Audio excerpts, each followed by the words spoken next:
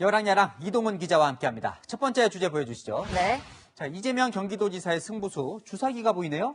네, 경기도가 독자 도입을 추진하겠다는 백신입니다. 가장 궁금한 건 현실적으로 그게 가능하냐는 거예요.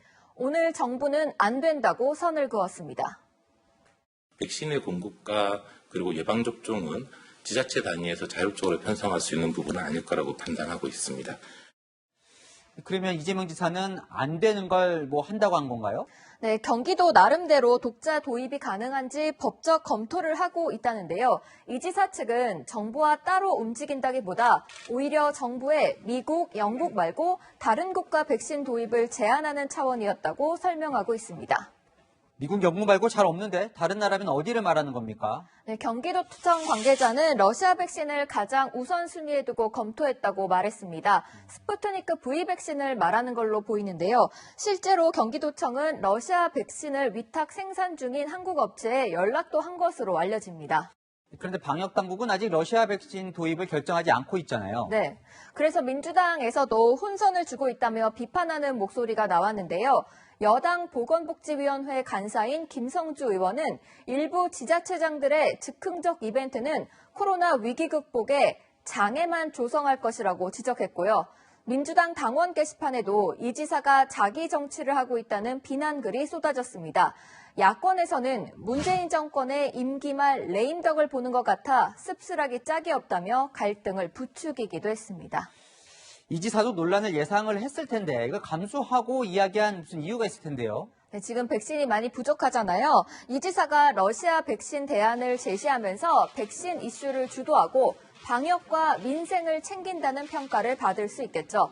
백신 수급 문제가 해소되지 않으면 여권 후보로서 대선에 악영향을 미칠 수 있다는 우려도 반영된 행보로 보입니다. 네, 다음 주제 보겠습니다. 네. 자, 5%와 1% 네. 이제 두 전직 국무총리네요. 네, 정세균 국무총리는 오늘 사퇴하고 대선 경쟁에 뛰어들었습니다. 국민의 큰 뜻을 받들어 더 크게 돌려드릴 수 있도록 끝까지 힘쓰겠습니다. 새로운 출발입니다.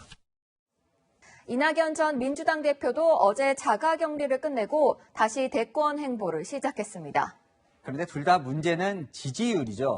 네, 윤석열 전 검찰총장과 이재명 경기도지사가 20%대로 양강 체제고요.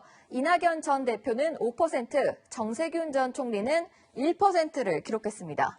총리 출신들이 유독 지지율이 안 나오네요. 네, 총리 징크스 혹시 들어보셨나요? 총리 출신은 대통령이 되기 힘들다는 건데요. 대표적인 예로 이회창 전 총리, 고건 전 총리가 있습니다. 자, 왜 그럴까요? 뭐 대통령과 차별화가 쉽지는 않을 것 같긴 한데요. 네, 보통 대선 주자들은 현직 대통령 비판, 현 정부 비판을 통해 인기를 얻는 경우가 있는데요. 총리 출신 대선 주자들은 정권 공동 책임자로서 대통령을 비판하기가 쉽지 않습니다.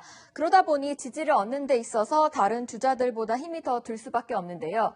이낙연 전 대표가 어제 측근 의원들과 만남 자리에서 문재인 정부에서 절반 이상을 2인자를 했는데 다른 소리하는 것은 사기라고 얘기한 것도 이런 이유가 아닐까 싶습니다.